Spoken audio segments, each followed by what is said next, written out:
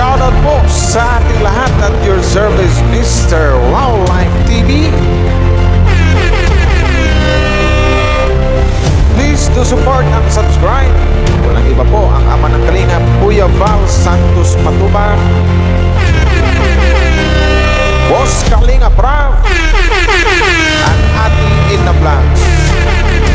At please do support sa lahat po ng mga Kalingap charity vloggers or Kalingap partners. Once again, at your service, Mr. Wildlife TV, your Mr. Goodbye.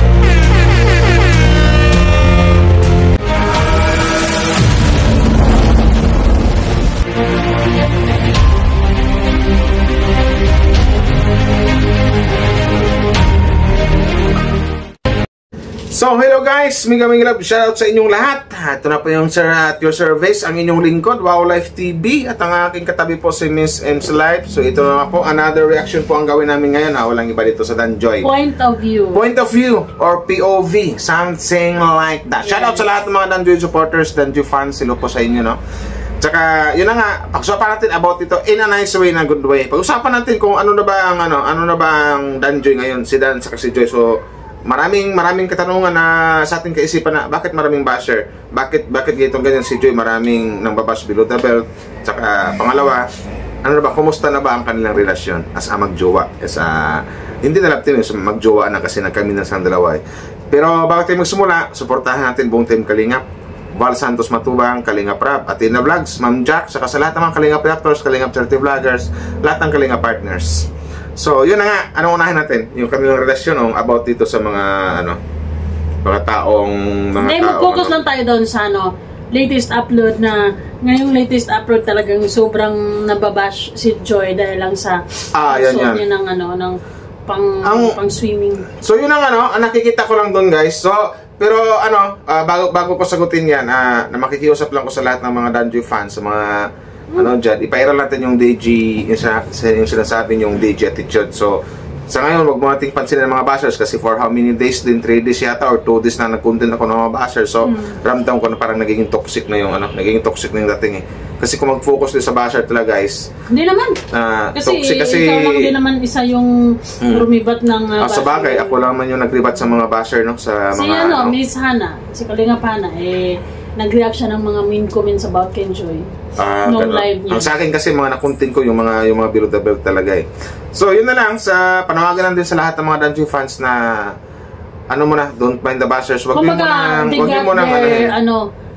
they got kumbaga napritos sila sa sarili ng mantika. You don't deserve sa tingin mo tama sa tingin mo tama yung ginawa ko sa mga basher? Lang.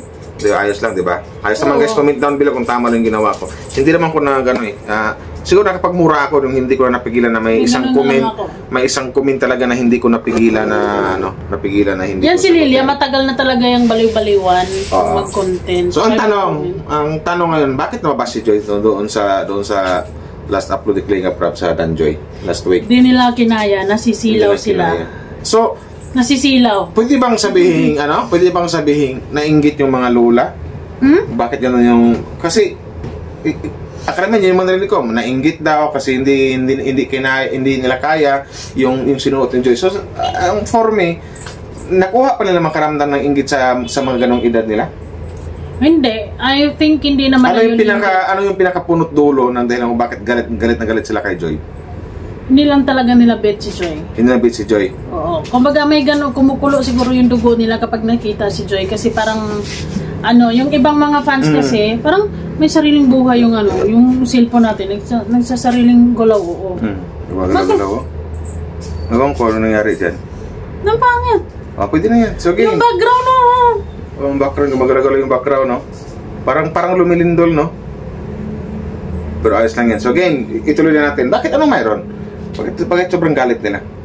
Hindi kasi yung ibang mga matitinding mga bashers talaga ni Joy galing sa past love team ni Kalingap Dan na hanggang ngayon ay hindi nila matanggap na naging successful ang Danjoy at lalo siguro, pwede. Nakita nila si Joy at saka si Kalingap Dan na masaya ngayon. Isa yun sa mga pinaka yun yung, kumbaga, considered tinik sa lalamunan. Kumbaga, makita nila si Joy sobrang nasaktan sila or sobrang sakit sa kanilang pakiramdam na nakita nilang masayang yung si Dan tsaka si Joy. Yes, isa yun yun. Ganon. Kumbaga, yung inggit na yan, actually, ano na lang yan eh.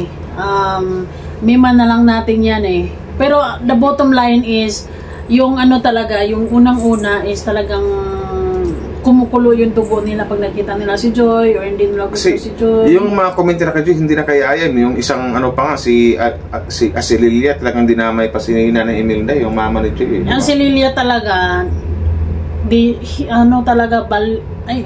ko maalis ka. Balik talaga yan si Lilia.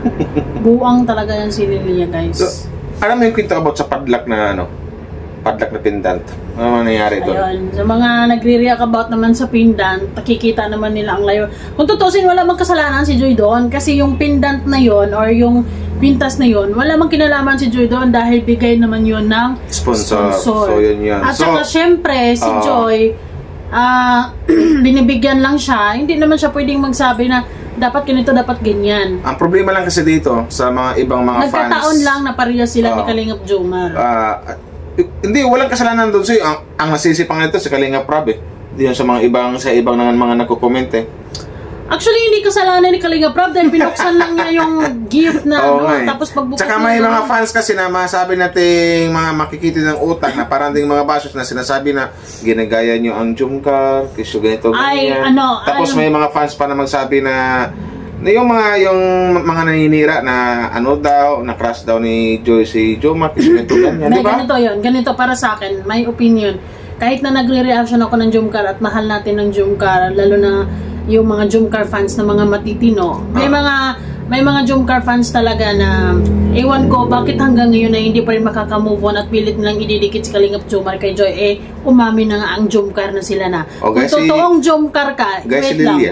Kung totoong Jomcar ka, tanggalin mo na yun sa isip mo na yun dahil hallucination yun na lang yun. Dahil ang totoong ngayon, magkarelasyon si Kalingap Dan at saka si Joy, si Kalingap Jomar at saka si Carla. Umami na po ang Jomcar, umami na ang Danjoy. So dapat yung mga hallucination yung about kay Kalingap Jomar at kay Joy, kung ano mang meron sa kanila ngayon, sigurado ako, pure friendship. Alangan naman mag-isnaban silang dalawa dyan. Nasa Kalingap sila, diba? Para naman silang others niyan kapag nagkita sila, iisnaban lang sila. Magkakaibigan yan silang lahat. Ito naman may nagtanong sa akin. Iwan ko lang kung masagot mo to or ako ka pinagsipan kung masagot ko. Kasi sa on-cam nga daw. Kasi alam natin ang Danjoy mag-boyfriend na. On or off-cam? On sa off-cam. Ang tanong kasi ng iba, ang tanong nito, kung sa on-cam wala pang first kiss, sa off-cam kayo mayroon na. Di ba ang hirap sagutin? Mag-ingat ka sa sagot mo, baka bakit naman mag-ingat? Ano lang naman to. Sa bagay, sarili nga to yun. Siyempre POV, di ba? Tsaka nasa tamang edad naman na sila and their relationship is official and di ba, ina-announce nila yon in public. Di ba? So, kung ako naman ng girlfriend, talagang ikikiss ko. Sa pisngi lang naman, di ba? Sa lips. Sa lips.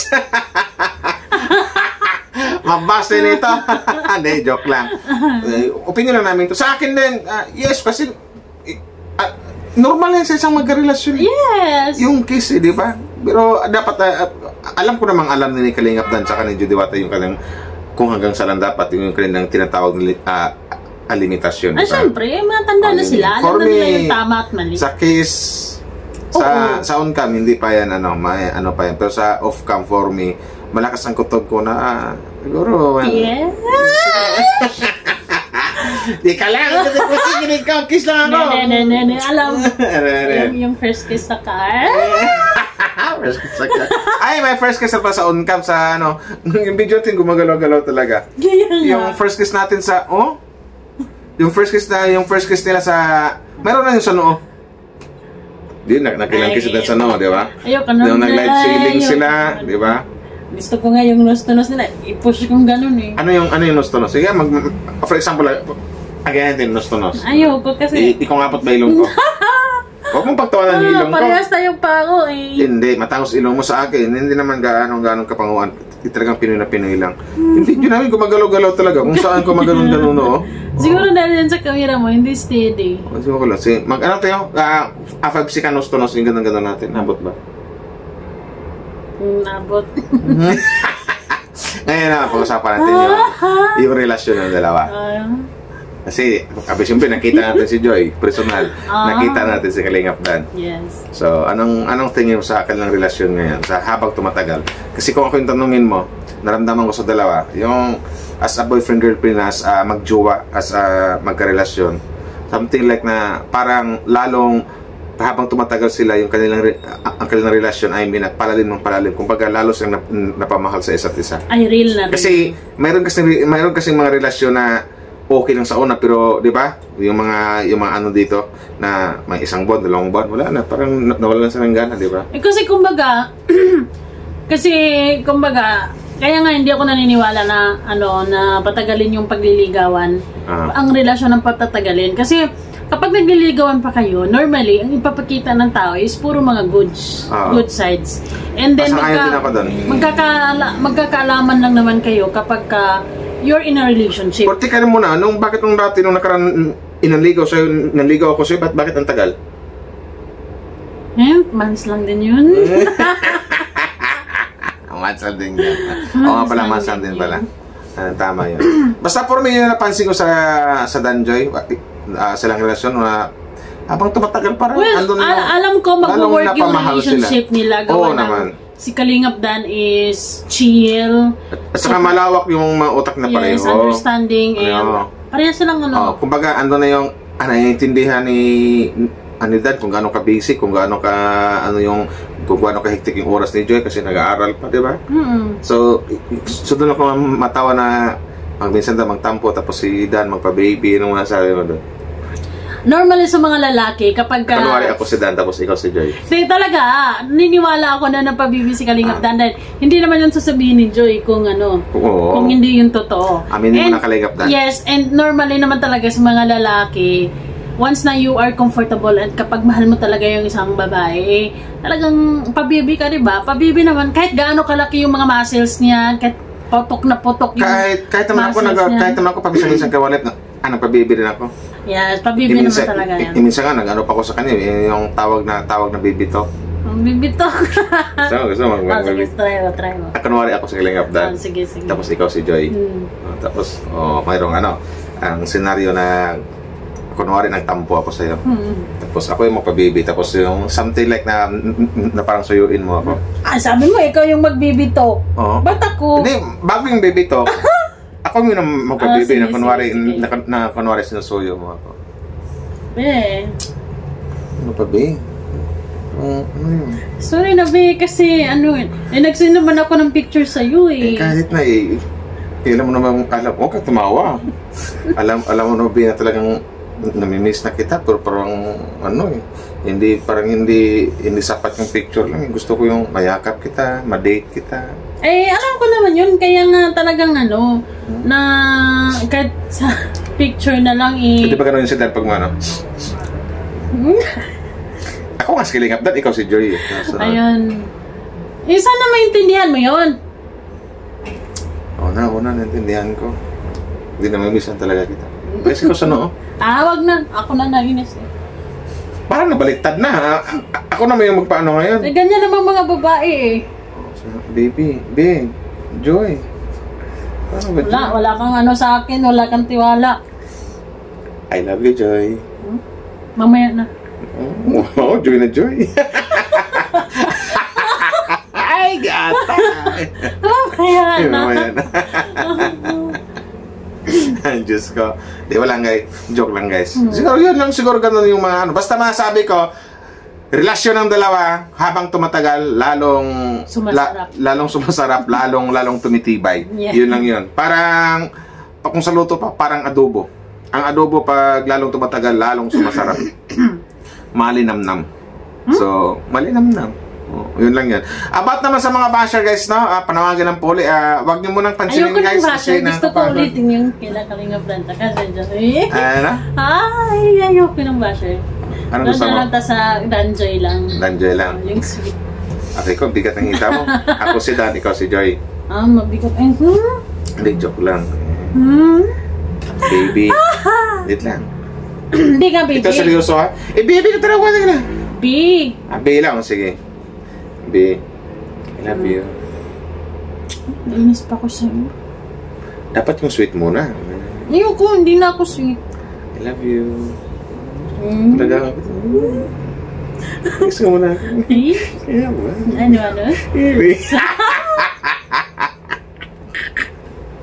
Ay, yata. Ano ba? Ano ba nangyari? Kunwari, nasa bahay ako, tapos Kalingap Dan nagdala ng Jollibee. Jollibee? Nagdala ng Jubilee? Jubilee kasi sinusuyo mo kasi sinusuyo. Hello, Be!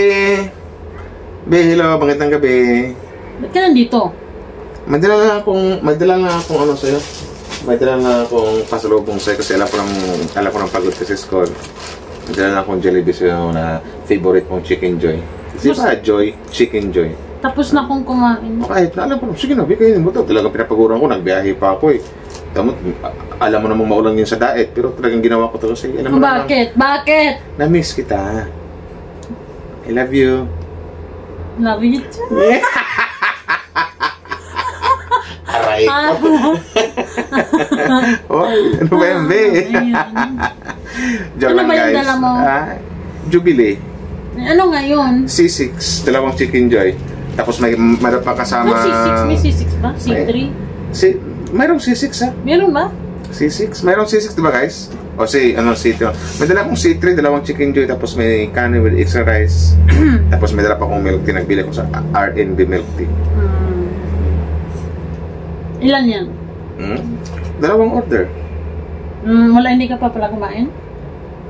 Hindi pa, kasi ang gusto ko, kung kakain ko, magkasabay tayong dalawa. Dito ka matulog?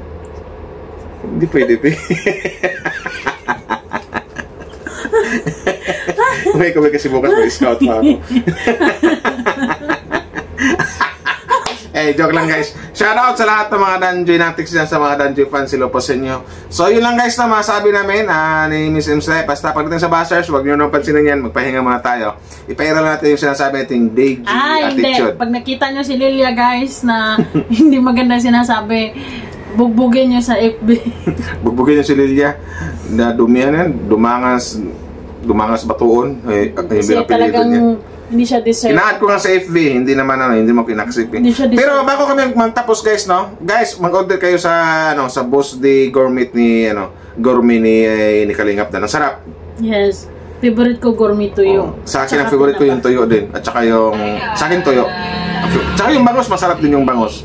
So maraming guys, order kayo sa gourmet ni Boss Day. So yun na nga, mayroon pa nga natira doon kasi may nagbigay sa aming 4 na peraso ba yan? 3. Salamat po kay Ate Mami Tanggala. Tsaka si unang nagbigay sa amin na si Ma'am Eileen Santos. Si Ate Eileen Santos. Order na kayo guys sa gourmet ni Kalingap Dan.